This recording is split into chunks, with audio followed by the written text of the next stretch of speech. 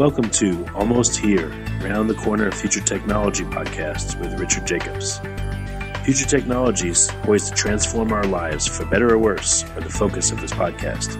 Almost here means these technologies are now here and starting to be used, or just around the corner, from Bitcoin to artificial intelligence, 3D printing, blockchain, virtual reality, and more.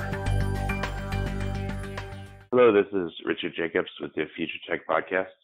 My guest today, really excited, is Jimmy Moore. He's the author of a book called Keto Clarity, your definitive guide to the benefits of a low-carb, high-fat diet.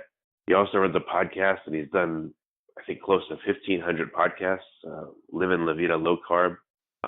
Very prolific in the keto space, and seems like a very happy guy, and I'm really glad to talk to him. So, Jimmy, thanks for coming. Appreciate it. Hey, what's up, man? Yeah.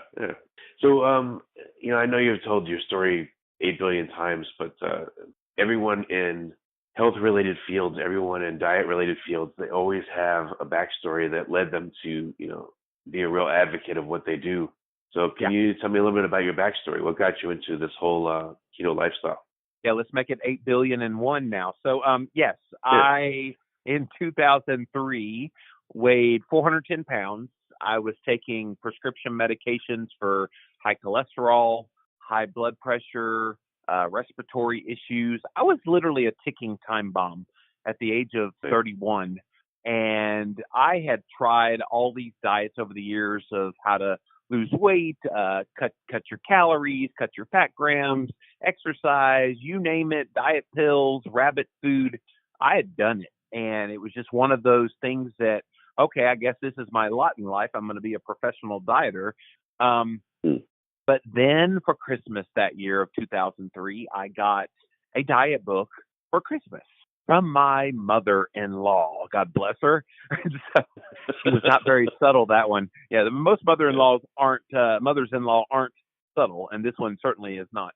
But she gave me a book that totally changed my life forever. It was Dr. Atkins' New Diet Revolution, which is a low-carb diet. And I went on that. First of all, I thought Dr. Atkins was a quack and a half. I'm like, okay, this dude is a cardiologist, and he's telling people to eat more fats. Doesn't he know that clogs your arteries and gives you heart disease? Eat less carbs. How am I going to have any energy throughout the day if I don't eat carbs? All these things that a lot of people, even to this day, still believe. But I was desperate. 410 pounds.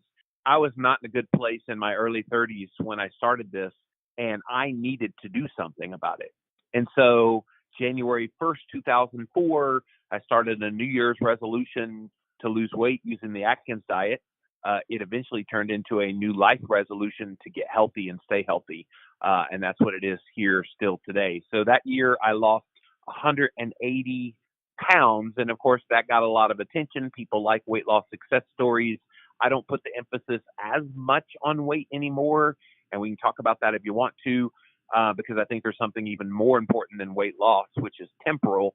But that was the story, and that's kind of what catapulted me into starting Livin La Vida Low-Carb, and then the Livin La Vida Low-Carb show, and then eventually getting a book contract to write a bunch of books.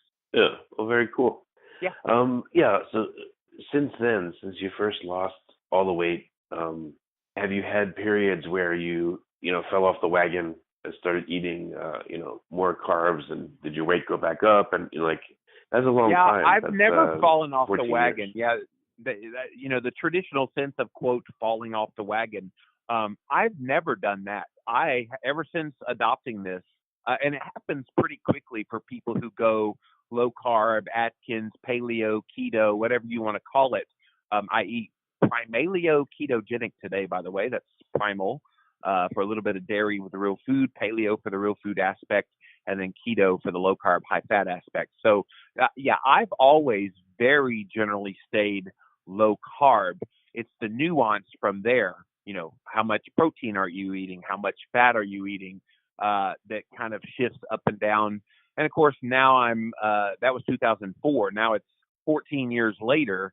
And so I'm that much older, and some of the ramifications of, and I didn't tell you how I ate before I went and how I got to 410 pounds. I used to drink, and people always kind of gasp when they hear this, but I used to drink 16 cans of Coca-Cola a day. And that is no lie. I would just guzzle that stuff like it was going out of style. Yeah, I was a sugar addict, dude. And I would also have whole boxes of like those Little Debbie Swiss rolls and the oatmeal pies and the the fudge rounds. Those were all my favorite ones back in the day. And I would just sit down and watch TV and eat whole box, like two boxes of that while watching television at night. And that was normal to me. I was covering up a lot of kind of hurt in my past. And so some people turned to alcohol, some people turned to drugs, and a lot of people, nobody talks about this, turned to sugar. Yeah, I remember when I was in college, I was in pretty good shape, and I used to drink like a half gallon of orange juice while I'd study. And now when I think about doing that, I'd be like, ugh. Yes. It's like hundreds of grams of sugar. I couldn't even begin to do it. Well, and even to this day, people still think orange juice is healthy because it came from oranges. So what could be so wrong about it? But here's the thing, an orange in and of itself is a real food, but not when you process it to take out the worst part of the orange, which is what the orange juice is. It's just basically all the sugar that's in there. Yes, it's natural sugar, but it's going to naturally raise your blood sugar and raise your insulin levels and raise your inflammation levels and all the negative effects. You might as well drink a Coca-Cola at that point. You get a few vitamins from the orange juice, but it's certainly not what you would get if you just ate a whole orange with the fiber and all the things that go with it. Now, some people today, because of the way they ate in their past, like I did, you can't even have an orange now, even a whole orange, without it impacting your blood sugar and insulin and other health markers negatively. So how many people do you estimate you've interacted with that have started to eat low carb and have talked to you while they're in the process and asked you for advice, and you've seen how they succeeded or failed or what questions they have? How many do you think you've spoken to? Oh my gosh. I mean, that's very hard to know, because a lot I don't even know about because they don't write to me, but they bought Keto Clarity or they bought one of my other 7 books that I have. And sometimes, they'll come to a book signing or they'll come to an event that I'm at and go, your book changed my life. I used to be this. I'm now this. They come off diabetes medications. They improve their brain health. Obviously, weight loss is a part of that as well. So I wouldn't even venture to take a guess, but it's easily 100,000 people just based on book sales alone. Keto Clarity has sold well over 250,000 copies. So I'll assume not everybody that read it had a changed story. So I'm just trying to extrapolate. But then the podcast has been out there, like you said, almost 1,500 episodes. I mean, who knows, dude? It could be in the millions. How do you feel about that? It's overwhelming because I tell people often I'm nothing special. I'm just a dude who changed his life and got passionate about a topic and used the talents and skills that the good Lord gave me to talk and to write and all the things that I do now. It's overwhelming when I stop and think about it, but it also gives me fulfillment knowing that I'm leaving my mark on this world, that if I were to die tomorrow and this was the end of this journey in my life, I feel like I've changed the world at least a little bit. That's really cool. It's really cool. Very glad to hear that. I've asked plenty of people, how do you do keto? How do you do this? How do you do that? But I'm interested in the tough parts of it. I started on it about a year and a half ago, and I noticed some stuff. So I wanted to ask you about shoot the stuff at me. The difficulties. Like one thing I noticed is I was like ravenously hungry. I would eat like 6 eggs sometimes and bacon, and 15 minutes later I'd be starving again. And I was like, how could this happen? And after a few months that went away. But there were a lot of things that made it, again, in the beginning, difficult. So that's what I'm wondering. Can I address that one first? Because I think that's one that's very common when people first start. And I'm happy to hear you say you only had 6 eggs to start. My wife, when she first started making recipes for me or cooking meals, trying to help me get on this keto thing, she made me, this is no lie, because she was used to seeing me have big plates of food like pasta and sauce and everything, big plate. So what does she do? She cooks up a whole dozen eggs and scrambles them in some butter for me. And that's my very first meal I ever have when I started on Atkins. And I got about a third of the way through that, and I went, holy crap, I'm full. I'm like, what? Why did you make so many eggs? Well, I'm used to seeing you have whole plates of pasta. Surely it's just, she didn't understand at the time the macronutrient makeup of pasta versus the protein and fat that's in that meal with the eggs. And so sometimes when people first start, satiety doesn't kick in as quickly as it did for me. And it's one of those things that if you have never felt true hunger before, maybe you don't recognize it. Maybe you're dehydrated. Maybe you needed to drink a little more water, because sometimes the body will give you signals that you think is hunger and it's actually thirst. Another thing that probably would have helped with that is salt. This is something that I try to preach early and often. Get some pink Himalayan sea salt. I get a big old bucket of it from Costco, and you can literally salt anything. Yes, you have permission not just to eat saturated fat again, but also to have salt again. And salt provides some of that satiation that people feel hunger, and what it actually is electrolyte imbalance. So there's so many little nuanced things that you can do, which is why I wrote Keto Clarity. I wanted to kind of handhold people going through this process. Okay. But what other unexpected things have you heard from people that have been on, the keto diet, or that you ran into that most books or people don't talk about? Yeah. Well, I mean, a lot of the common things are you get the leg cramps, and I got those really bad when I first started Atkins, not knowing it was electrolyte imbalance. And the Charlie horse is just murderous. I remember Christine, my wife, I'd be screaming in the middle of the night with these Charlie horses, and she'd get up and massage them. She'd be all sweet like that and take care of it. And of course, we had no idea in 2004 when I was going through this that I needed more salt. Nobody was really talking positively about salt. Now they are. So I was a little bit late to the game there, but we finally figured it out. But yeah, I think a lot of the electrolyte imbalances, the so-called keto flu, when people feel fatigued and tired and lacking energy and headaches and all of this stuff that happens early on, if you're getting any of those symptoms, that is a telltale sign that you need 4 things in abundance. Number 1, water, because usually when you feel those things, you're dehydrated. And here's the thing, when you go keto, you're dumping all the excess sugar that's in your body while you're shifting from a sugar burner to a fat burner. So where is that sugar in your body? It's in your muscles, stored as this thing called glycogen. Well, what is storing the glycogen? It's water. So when you first start going keto, you got to go to the bathroom a lot because you're peeing out all of this water that has that sugar in it from the glycogen stores. So you've got to replenish that water, number 1.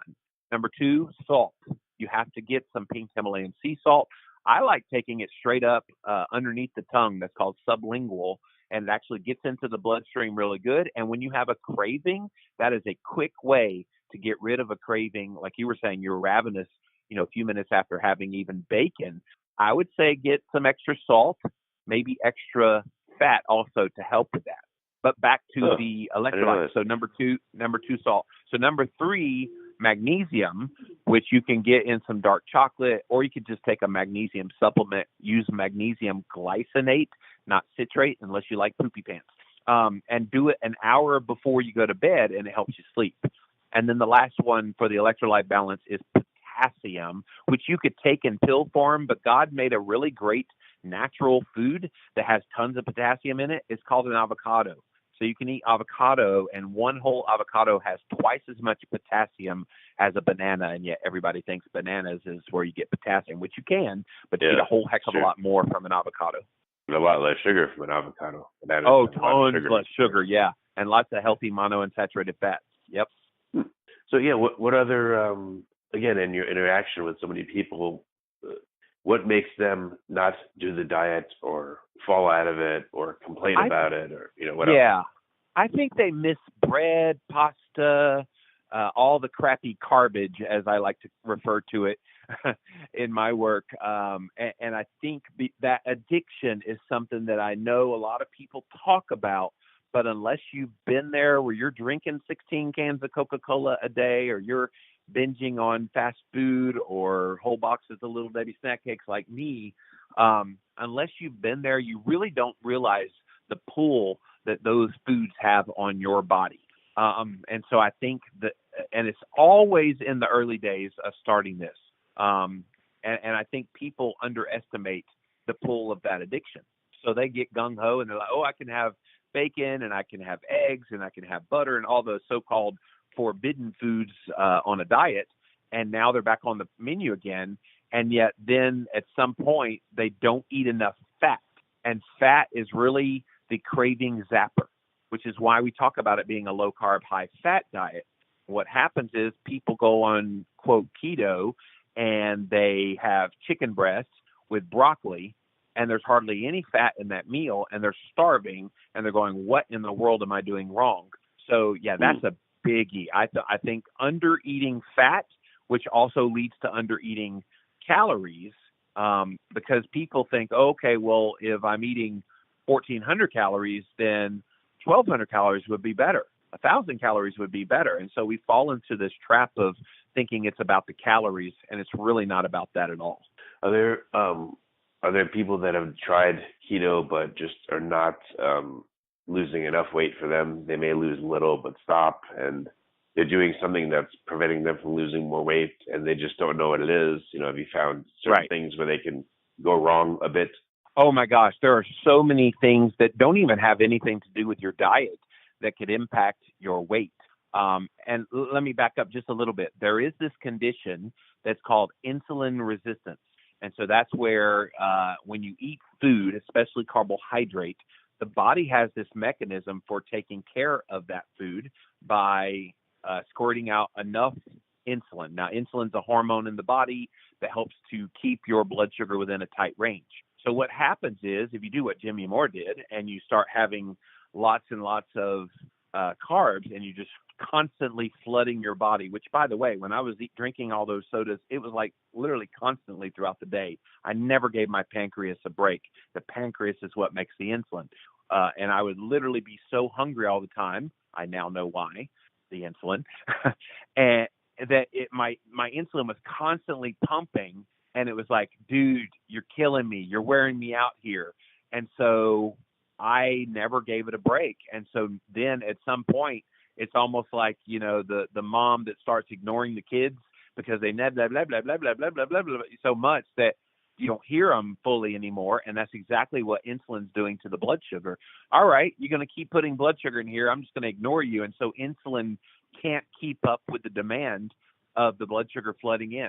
That's insulin resistance, when it doesn't do what it's supposed to do to bring the blood sugar back down. So it manifests on your blood sugar levels, which anybody can test with a glucometer that you can get from like Walmart or local pharmacy, CVS, Walgreens, whatever. And so that's one of the first signs. There are these things that pop up on the skin tags. That is a sign of insulin resistance.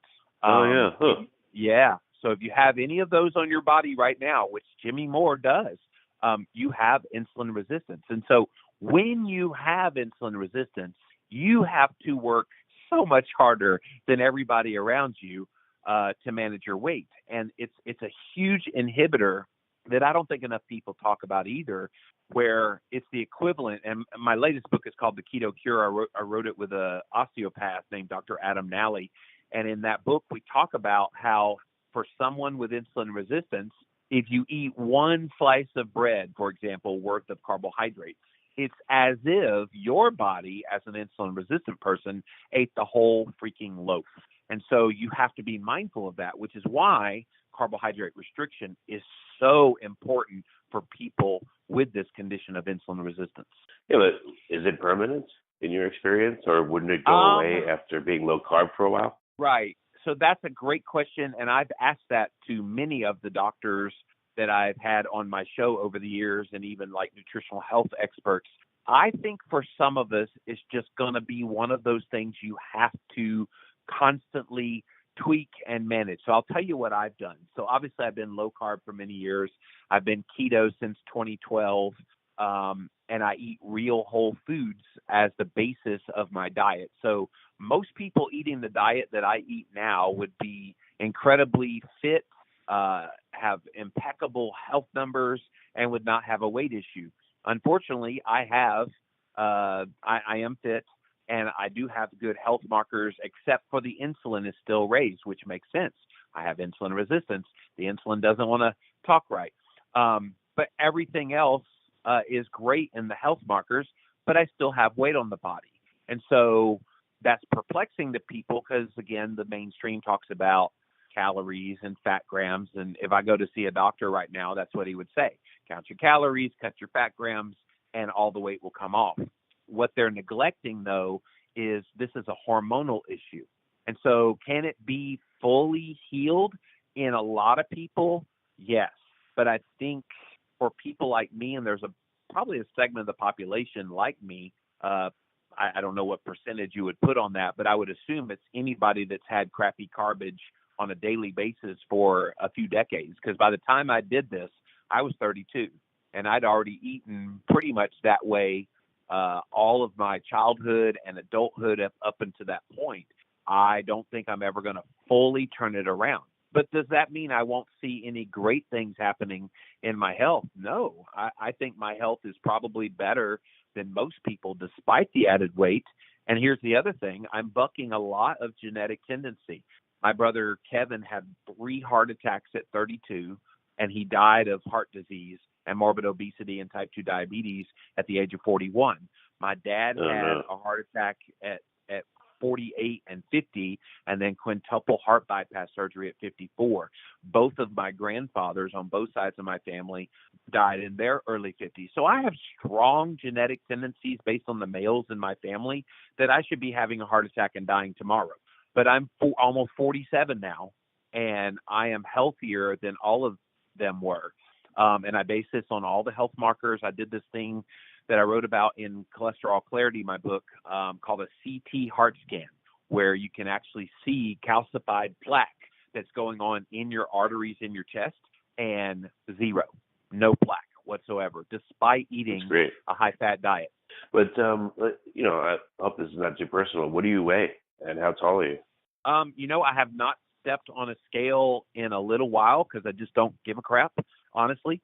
Okay. If I had to take a guess, it's probably, now keep in mind, I started at 410 when all of this journey began for me. I am probably, I don't know, to be honest, but I'd probably guess around 300 pounds. And I'm 6'3". That's so interesting. So you've been doing this for so long. You lost a lot of weight. You're very healthy, but yep. I mean, it's funny. You're still, I'm still heavier too. Like it's weird. So you don't think you're ever going to become thin again? So here's what I'm doing. No, I'm very fit.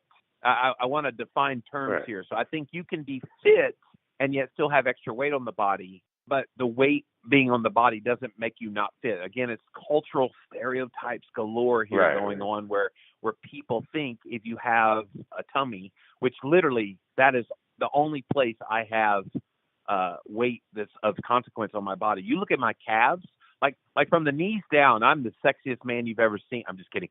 I have awesome calves and my upper body and my shoulders and everything very well defined and muscular. It's just that midsection, which again is a huge sign of insulin resistance, even though I'm eating healthy. So let me tell you some of the things I've been doing this year. I've been working with a medical doctor on one of my other podcasts called the Keto Hacking MD podcast. His name's John Lemansky, Dr. John Lemansky. And he's got me doing these various biohacks, what we're calling Keto Plus. So let's say you do keto and you're not really seeing the needle move, not just on your weight, but also maybe like for me, my insulin's still high. I'm trying to get that into the single digits. It's hovering right around 14 to 18, which is not horrible compared to a type 2 diabetic, but it's not great either. You ideally want that in the single digits and optimally under 5. So he's got me doing these biohacks. So have you heard of the term biohacking? Yeah, I've heard of it. Yeah. So some of the things that he has me doing currently is optimizing my sleep, which I wear this device that lets me see how my sleep's doing. And sleep generally has been pretty good for me. And we were going to talk about this earlier, what would inhibit a lot of the weight loss. So stress, lack of sleep, hormonal imbalances, medications. There's a lot of kind of non-diet things that can contribute. So to help optimize a lot of those things, he's got me doing, and hold on to your hats, some of this stuff is kind of whacked, but it's awesome. We do this thing called Hiit training, so high intensity interval training, HIIT, and usually Hiit is where you're like running really fast, all out, for 30 seconds, and then you recover for like a minute, and then you run all out for 30 seconds, and you recover for a minute, minute and a half, all out. And so you do like 8 rounds of that, 8 to 10 rounds of that, and it ends up being right around 20 minutes, and you only do it a couple times a week, 2-3 times a week. And that's supposed to be a lot better for you than just mindlessly reading a magazine, walking on a treadmill, or that kind of thing. So I told John, Dr. Lemansky, hey, I want to up it one more from that. How about I flip a 200-pound tractor tire? And he said, oh, okay. So you're not only going to get cardiovascular workout with the Hiit, you're also going to get some strength training. So I started doing that right at about 8 weeks ago.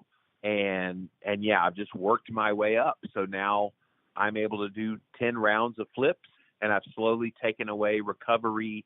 So I've definitely gotten fitter and stronger from doing that. But that's not all we're doing. We're then going to an infrared sauna, which I'm looking at it right here. I'm staring at it. And just 20 minutes in there, 20 to 30 minutes in there can be like having a workout as well metabolically. Lowers blood sugar, lowers inflammation. Yeah, it's amazing. And ostensibly, we're trying to lower insulin as well. So then as soon as the sauna, which is 130-something degrees, is finished, then I hop into, and this is where it gets kind of funky monkey, I hop into an ice bath. So I've got my bathtub full of water, and I dump 20 pounds of ice into the bathtub, and I soak in that for about a half an hour. And he thought that was the one I would hate the most. I actually love it the most because I'm very hot-natured, and so it's like relaxing. Now, the initial sucks. You get in, you're like, holy crap. But it's so amazing. And when you get done with all of that, you're just kind of like in nirvana. Your body's just like, ah. And so I'm doing all of those things along with intermittent fasting. I've done some longer fasting, wrote a whole book about fasting if you want to talk about that. That is something that can, I think, help a little bit with the insulin resistance as well. But it's just one of those things. It's not going to be a quick fix. I spent 32 years of my life wrecking this body, and I've spent the last 14 trying to bring it back to some semblance of normality. So out of all the doctors you've consulted with and everyone in this field, does anyone, I mean, I'm sure they all have opinions, but are people mystified? Because I bet there's a lot of people out there that, again, they've lost weight, but they haven't lost enough, and they're wondering, like, I'm doing everything right. What's wrong? Well, and that's why I've shifted my philosophy. And to answer your question, they are mystified. And I think it's good. And I'm so glad that I'm one of the leaders in the movement dealing with this, because if I figure it out, it's going to give such hope for people. But in the midst of trying to figure it out, I've got these people that follow me, and they're very grateful for the things that I share about the sauna and the ice bath and the flipping the tire in my yard. They're compelled to it because they too are seeking out answers. So, there's nothing worse in the health community than all these people who act like they've figured it out, the Jillian Michaelses of the world, that pretend like they have all the answers. Just simply do this, this, and this, and all your weight loss worries will go away. Yeah, right. And so would I like to figure it out? Obviously. Am I gonna? I'm going to keep pursuing it for the rest of my life because it's too important not to. But I would say less about pursuing needing some arbitrary weight loss, but more continuing to optimize the health that I've been able to regain thanks to keto. Yeah, no, it makes sense. I mean, when I had been on a keto-esque diet, I guess I'll call it, close to it, I took all my blood levels, and then 6 months later, I took them all again, and probably 10 of my markers improved dramatically. My triglycerides went down, my insulin went down, my H1AC, everything. So I felt great about that. But I guess I'm similar to you. I've lost weight, but it's stalled, and I used to be a lot lighter, and I can't get there, and I feel like I'm eating pretty well. So it's, I'm not happy for you that you're in the same boat, but I'm glad that I'm not alone. Because you look at I'm relatable to you because of that. You see a kindred spirit and you go, well, dang, that guy has a 4.9 A1C. He has triglycerides under 100. He's got a HSCRP, which is a key inflammation marker of 1.1, and really anything under 3 is good. Optimally, under 1's better. He has a CT heart scan of 0. You know, I could go down the list of all these health markers that, but for keto, I would probably be dead today. So, yeah, that's what I was going to ask you, too, is in the early part of your journey, you know, there was nothing about keto out there that I know of. You were like the pioneer. You know, you said you had leg cramps, you had all these. How did you keep going? Weren't you worried? Oh, no, I'm doing the wrong thing. I'm going to kill myself. Like, you know. Yeah. I was feeling better after those initial few days, which sucked, by the way, because Keto Flu. I was electrolyte imbalanced to the hilt. But once I got past those first few days and I started feeling better, I didn't know what that felt like. That was the first time in probably my entire life that I felt good on a quote diet. And so that was revelatory to me. And of course I was shedding tons of weight, which stood to reason early on because of the dumping of the glycogen. Like we talked about earlier, I was shedding a lot of weight on the scale. But it was obviously the water weight that was getting out of me. And so that motivated me to keep it going. And then I was doing little tricks along the way. I was kind of psyching myself out. All right, Jimmy, sugar is rat poison. So you wouldn't eat rat poison. So you don't need to be eating sugar. So I was telling myself all these mantras. Okay, sugar's rat poison. Even though I consciously knew it wasn't, it gave me just enough pause to go, okay, yeah, that's rat poison. I don't want to eat that. And so I avoided sugar doing that. And of course, when I say sugar, I mean literally any processed carbohydrates, because they all turn to sugar in the body. That kept me going. I also, in that initial year, and it's been many years ago now, but that initial year, I allowed myself wiggle room for a cheat meal, one meal every like 8 weeks. So I said, okay, I'm going to make it to that cheat meal. So in order to make it to that meal where I can have pizza or whatever I want for that one meal, I got to be great for the 8 weeks. And so I did that the first time and that 8th week. And so I had the meal. And at the end of that meal and that next morning, I was just so sick. And so, oh my God, what have I done? And it told me the physiological effects that food that I had been eating prior to then on a daily basis in large gobs was actually slowly ticking and chipping away at my body. And I didn't notice it until I had it out of my diet for a long time and then put it back in, even for just one meal. My body was revolting, going, oh no, you're not eating that crap anymore, Jay Moore. It's time to get rid of that. So I might have done one more of those, but then I was like, this is for the birds. I don't feel well when I eat that way anymore. And so that kept me going. I would also say that the foods, and even Dr. Atkins talked about this in his book, the foods are luxurious. You don't feel like you're dieting when you're able to have full fat versions of meats and cheeses, and you can have whole eggs, not those nasty egg whites, and you could have butter on top of a steak, a ribeye steak. I mean, this was the dream diet. Oh, yeah. Yeah. And we have bacon. They don't. They have lean bacon. Yeah. Well, I think it's a difficult question. You know, I feel like this way personally. So I don't talk to people usually about eating and diet because I'm not thin. So I feel like they're going to look at me and say, hey, what do you know? You're not thin. You must be wrong. Yeah. Do you ever feel like that? God, because no. You're not thin. I feel like I have been in this community for so long, and I have added contributions to it that if I was 1 million pounds, the contributions and the voice and the things that I'm saying still have veracity to them. Now, would it help if Jimmy Moore weighed 180 pounds and had, 6% body fat and was just buff as all get out, looking like Schwarzenegger back in the day? Absolutely.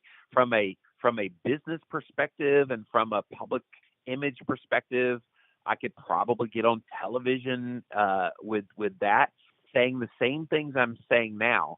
But again, it's that relatability factor. I've been at this a very long time, And I've got people that follow me because they appreciate that I'm not that perfect model. They appreciate that I'm someone they can relate to, that they see going through things that they're going through. And yes, I'm more in the public spotlight. And yes, I do have things I need to work on, and I do work on constantly. But I think in the midst of that, I'm doing some pretty darn good work vis-a-vis those podcasts and the books. And I've got 5 new books coming in the next year and a half. So it's like, if it was a real concern, I don't think a major publisher would want me to be writing books. I don't think people would come up to me and hug my neck at conferences. It would basically all go away. But I think it's again, I'm kind of different in this because most people in the health world want that perfection look. I think my perfection in this industry is my imperfection. Yeah, that's really cool. Because I look at even people that are keto experts, and a lot of them are thin and looking great and all that. And it's then when you're someone that eats right but yet doesn't look like that, it's discouraging and it makes you doubt what you're doing. So I think it is super important. Yeah. Well, you know what my bugaboo is I'm stressed. And I wonder why. I have 5 books the next year and a half. I have 5 podcasts a week. So I'm very motivated to keep going and keep educating. And so I'm a workaholic, and that comes with a lot of stress. And so I'm working actively to de-stress, which, by the way, the sauna and the ice bath also help de-stress you as well. I'm sitting talking to you right now in a massage chair, trying to find little moments where I can kind of chill out and de-stress. So that's a biggie for me. But I'll tell you, on my calendar, I've already marked off that I'm going to take a period of time off, because I've been at this gig almost 14, 15 years straight without really taking a break. And for the longest time, I was the lonely wolf out there talking about this stuff. And now there's a bunch of people out there. So we're already planning for the second half of 2020, the last 6 months of the year, to just take off. I'm going to totally unplug from social media and podcasts and writing books and everything that I do now, just as a nice N=1 testing experiment to see if removing the daily stress does anything to help with the weight. It'll be quite illuminating. Yeah, no, that's great. Huh. Just a couple more questions, because this is a great conversation. So we could talk for a long time. Sure. I've seen some extra tools in the toolbox that probably can help. So I wanted your comments and thoughts on exogenous ketones and intermittent fasting and things like that. So let's start with the other F word, as I call it. That's fasting. So I wrote a book about this topic called The Complete Guide to Fasting. And that book came about when I saw and shared a stage with Dr. Jason Fung, the fasting expert out of Toronto. And I heard him give a talk about fasting. And I went up to him afterwards and I said, hey, is there a book about how to do fasting that you would recommend? He's like, well, there's really not a whole lot of great ones, especially for like the longer fasts. I said, well, let's write one. So that's how that book came about. I met him in South Africa, and then a year later we had a book. So I think that intermittent fasting is something that can happen very naturally when you nourish your body well. And so by nourishing your body well, you're getting lots of micronutrients, and I think you're controlling insulin, which is what a ketogenic diet does. So if you do those things, your body will naturally intermittent fast. So maybe you wake up in the morning, you're not really hungry at all. There's no rule that says you have to eat breakfast at 7 or 8 o'clock in the morning, because literally the word is break fast. You can break fast at noon if you wanted to. And a lot of people do. They'll skip breakfast. That's my natural inclination. I skip breakfast, and then I'll eat at, say, noon or 1, and it's currently around that time as of what we're recording here today, and I still haven't eaten today. And so it's very easy when you're well keto adapted, fat adapted, you just don't get hungry to intermittent fast. So I'll eat between, say, 1 o'clock and 6 o'clock. That's a nice little 5-hour window of eating. And then the rest of the time I'm fasting that 19 hours. That gives such great health benefits. But again, like we talked about earlier, for the people with insulin resistance, it may not be enough, which is why some of these extended fasts of 36 hours, 42 hours, even all the way to upwards of a week could be beneficial to people with insulin resistance. So I personally have done 3 21-day fasts. I did one fast of 8 out of 31. Yeah, really.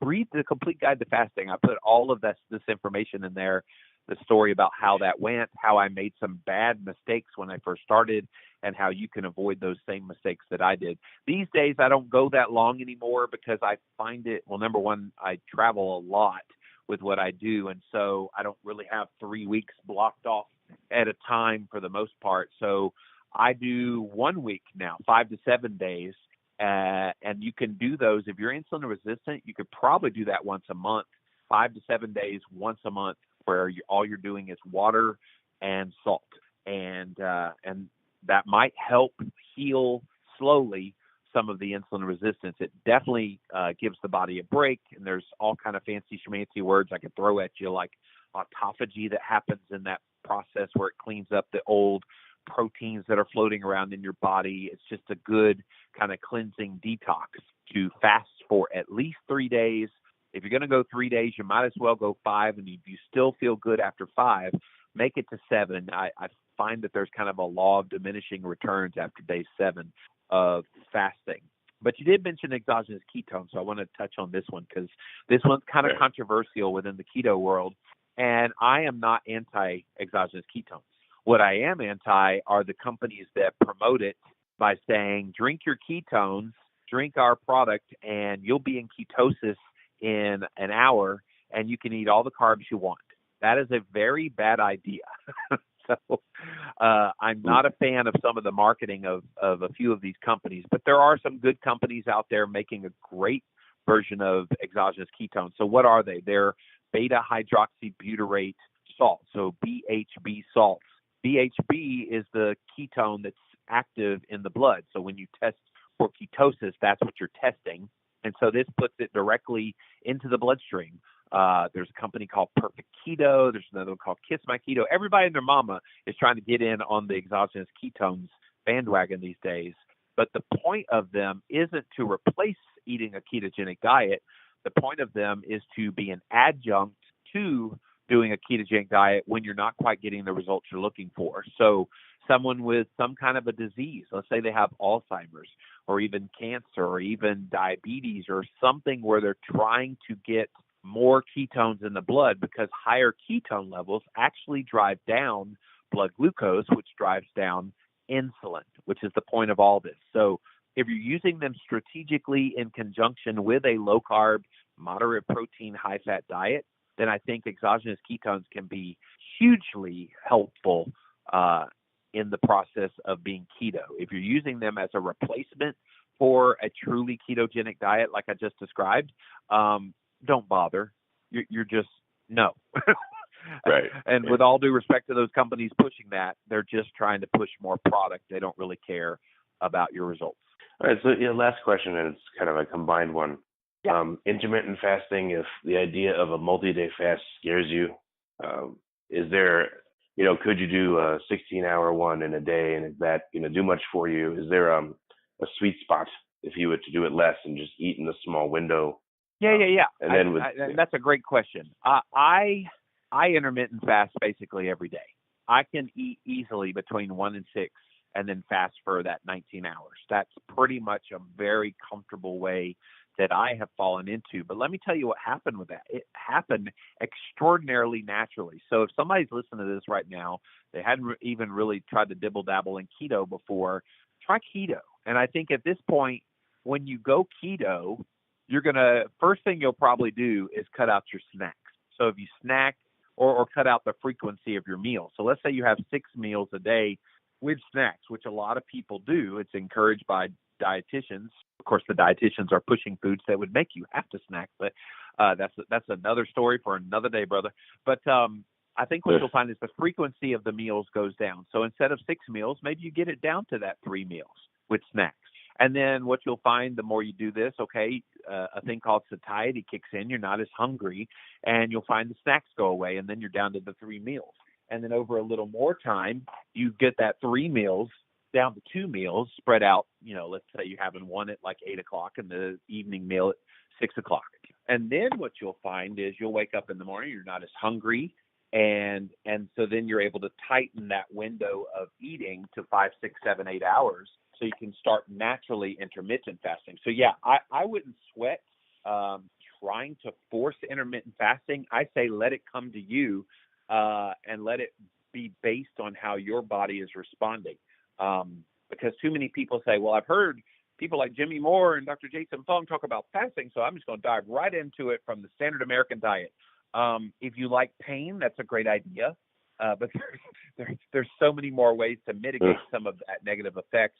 And I would say the key in fasting is what you're eating when you're eating. So when you're eating, you have to have adequate fat. If you're getting hungry very soon after eating, then that means you did not eat nearly enough fat in that prior meal. And very soon means anything less than like 4 or 5 hours. Okay.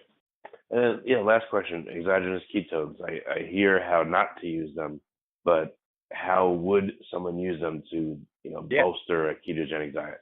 Right. So let's say you're eating keto well, and you're just not quite getting blood sugar down. You're maybe not even quite getting blood ketones up, and you're not willing to fast. Okay. So those are all the kind of prerequisites. And I would even say if you do decide to fast, exogenous ketones could be helpful. So let's start there, because the first couple of days of fasting can be rough because people aren't used to, quote, not eating. And so I would say take exogenous ketones the first couple of days of a fast, and it will give you an energy substrate that the body will recognize. So beta hydroxybutyrate is a huge energy source when you use it as fuel, which is what a ketogenic diet does. But in the context of fasting, if you're still somewhat of a sugar burner and you're not quite in the ketosis that you would need to stave off hunger and cravings during a fast, this is where strategically you could use them to control hunger during a fast. Now, obviously, once you're in a fast and you do it for several days, the natural ketone production starts and you won't need them anymore. But that's one. I would say anybody that needs higher ketones for therapeutic purposes, which I did mention earlier about cancer and the Alzheimer's disease and all of those things, there's this thing called the glucose ketone index. And so you're trying to get kind of a 1-to-1 ratio of blood sugar in millimoles per liter, blood ketones in millimoles per liter. And that ratio, you're trying to aim for about a 1. So if you have 4.2 blood ketones, which is really strong blood ketones, and then a 4.2 blood sugar, which is somewhere around 78, then that's kind of an ideal. That's kind of what you're looking for that therapeutic purpose. Again, not for general health, but for treating disease such as Alzheimer's, cancer, and so forth. So that would be something. And I would think also just psychologically, when you first start on a ketogenic diet, maybe you want to feel what it feels like. Everybody talks about the brain health benefits of eating this way. Exogenous ketones give you what that feels like really fast. And so it kind of gives you a sneak peek into what you can expect once you're in full-on ketosis. So those are a lot of great reasons to use EKs. Okay. Yeah. All right. Well, you're a wealth of knowledge. What else you got for me, man? I'll keep going if you have other questions. Yeah, no, that's a lot. So you've written, how many books do you think you've written so far? I want to give listeners some resources. Yeah, I've had 7 books. My 8th one's coming out November 6th, called Real Food Keto. And like I said, I've got 4 more coming next year. So yeah, busy. Keto's hot right now. So my publisher said, we'll take as many books as you think you can pump out in the next year. I was like, okay, let's do 1 a quarter. And they're like, okay, you're in. So, yeah. That's great. So what's a resource for people that are new, that are considering, keto? And then what's a resource for people that have been in it for a while, but they want to take it the next step? Of my books, is that what you're talking about? Or websites, or what are you talking about? Yeah, well, everything you got. You have a books, podcast, website, and you got a whole cornucopia of stuff. Sure, yeah. I mean, a cornucopia of resources. So if you're brand new to all this and you're just like, I don't really know where to start. I don't even know how to start. I need a beginner's manual about how to do keto. Well, I wrote the book. It's called Keto Clarity. That's exactly why I wrote the book, because when I was out there trying to figure all this out, there was no Keto Clarity. I had all these kind of science-y books, which the science-y books are great once you understand it, but you don't put a kindergartner in high school, right? They have to start kind of at the kindergartner level and then work their way up to the ninth grade, and then they're ready to go, and then they'll understand it at that point. And I think sometimes we try to skip by those newbies and just say, well, they'll figure it out on their own, and some do, but others get frustrated because they just don't understand what they're doing. So I wrote Keto Clarity in very layperson language so that literally anybody picking this up that has some modicum of understanding will be able to get keto really, really fast. So that shameless plug, the first resource. I would also say listen to my podcast I do on Thursdays. I do it with a functional medicine practitioner who is a keto diet author as well. His name's Dr. Will Cole. The name of the show is Keto Talk with Jimmy Moore and Dr. Will Cole. And we answer listener questions all about keto. We're about 120-something episodes in on that podcast, and that's literally all we do is answer questions. And so you've got a wealth of information that's free there to hear all kind of topics about keto. We also look at health headlines because they can get wackadoodle out there sometimes, and studies that come out. So a really great resource for people. And then what was the other, someone who's done this a while, what should they do as far as resources? So my latest book from April this year is called The Keto Cure. So The Keto Cure, wrote with Dr. Adam Nally, and we assume you understand keto in that book. We assume you've read Keto Clarity or some similar entry-level book, and you're ready to step up your knowledge. So that book, we get into the metabolic pathway as to why a ketogenic diet helps with a condition like PCOS, for example, or helps with high cholesterol, or helps with cardiovascular disease, or helps with this and that. So we laid all that out. Half the book is also recipes as well. So lots of great resources there. That's the one that I would point people to. If you understand this pretty well and you just want to up your knowledge, that's a great one. And then, like I talked about earlier, with all these infrared sauna and ice therapy and sleep optimization and all that, there's a little more advanced podcast that I do called the Keto Hacking MD podcast that airs on Fridays, where we talk very deeply about some of these other things you can do in addition to a ketogenic diet to optimize your health. That's great. Well, Jimmy, I appreciate you coming on. I mean, like you said, you're a wealth of knowledge. You know, you could use that term. You do have a cornucopia of resources. Yeah. So thanks for coming. I really appreciate it. Hey, it's my pleasure, man. Thanks for having me on the show. You have been listening to Almost Here, Around the Corner Future Technology podcast with Richard Jacobs. Subscribe to this podcast, post a review to discover more future technologies that are poised to transform our lives for better or worse, such as Bitcoin, artificial intelligence, 3D printing, blockchain, virtual reality, and more.